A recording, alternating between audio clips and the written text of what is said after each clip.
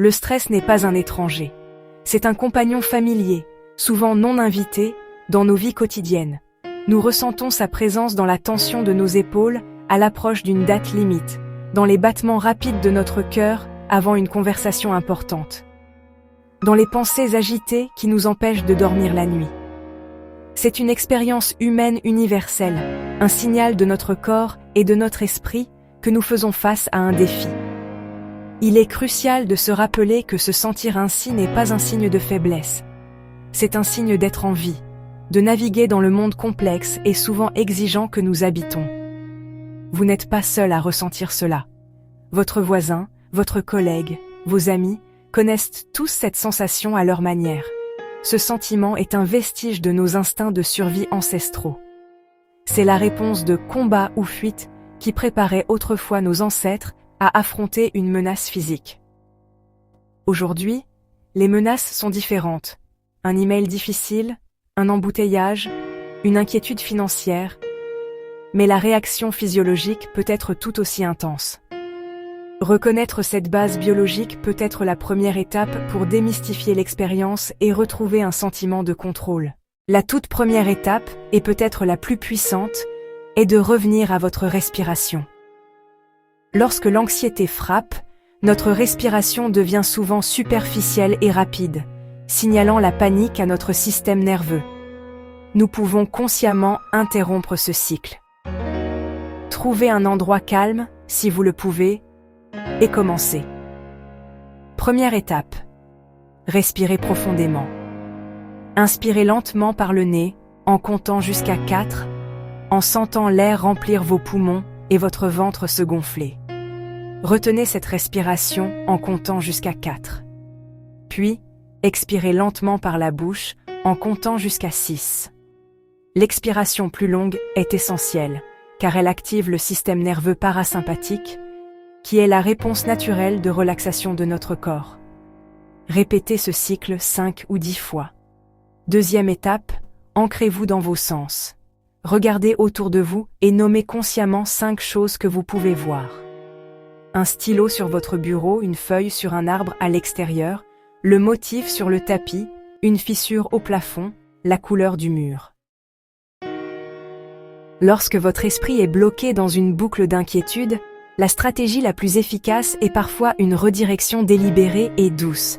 Troisième étape, engagez-vous dans une tâche simple et ciblée. Faire la vaisselle. Concentrez-vous sur la chaleur de l'eau et l'odeur du savon.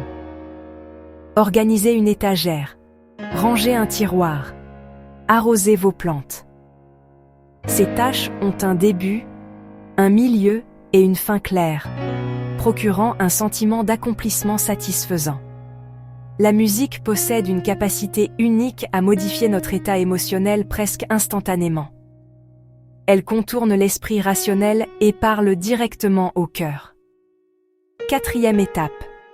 Écoutez un morceau de musique apaisante. Préparez une playlist à l'avance. Morceaux instrumentaux. Sons ambiants. Musique classique. Douces mélodies acoustiques. Lorsque la vague d'anxiété monte, mettez vos écouteurs et laissez la musique vous envelopper. Fermez les yeux et immergez-vous.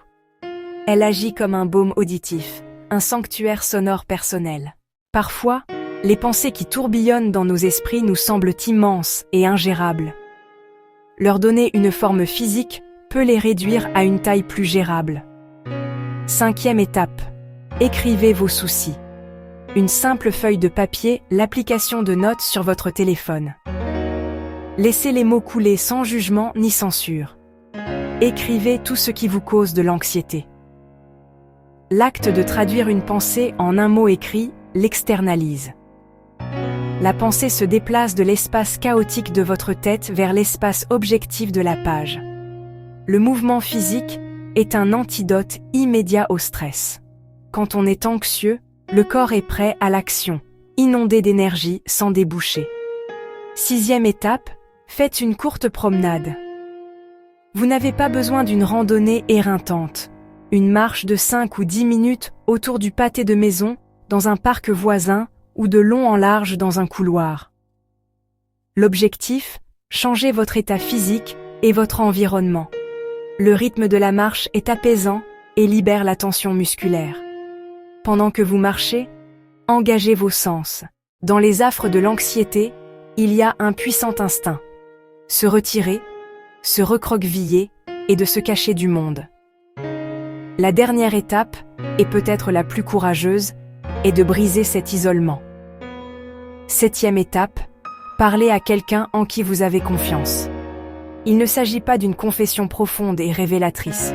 Cela peut être aussi simple que de contacter un ami, un membre de votre famille ou un partenaire et de dire « Je traverse un moment difficile ». Le fait d'exprimer vos sentiments a un effet puissant, mais avec le bénéfice supplémentaire de la connexion humaine. Lorsque vous exprimez votre anxiété à voix haute à une oreille compatissante, vous êtes accueilli par de l'empathie plutôt que par du jugement.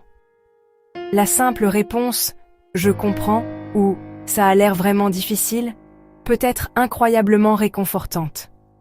Cela vous rappelle que vous n'êtes pas seul dans votre lutte. La personne à qui vous parlez n'a pas besoin de résoudre votre problème.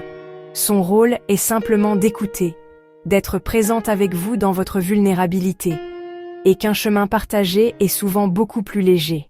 Naviguer dans le paysage du stress et de l'anxiété n'est pas un événement ponctuel, mais un voyage continu. Ces 7 étapes ne sont pas une solution miracle, mais plutôt un ensemble d'outils que vous pouvez ajouter à votre boîte à outils personnelle pour le bien-être. Il y aura des jours où quelques respirations profondes seront tout ce dont vous aurez besoin pour retrouver votre centre, et il y aura d'autres jours où vous devrez utiliser tous les outils en votre possession. La clé est de vous approcher avec patience et gentillesse. Il n'y a pas d'échec ou de réussite dans la gestion de votre santé mentale. Il n'y a que la pratique douce et persistante de prendre soin de vous, moment après moment. Considérez ce voyage comme l'entretien d'un jardin. Il demande une attention constante et douce. Certains jours, vous planterez de nouvelles graines de stratégies d'adaptation, d'autres jours, vous les arroserez avec de la pratique, et certains jours, vous désherberez simplement les pensées négatives qui étouffent votre croissance. C'est un processus d'apprentissage de ce qui fonctionne pour vous. Célébrez les petites victoires. Le moment où vous vous êtes souvenu de respirer. Parlez à un thérapeute.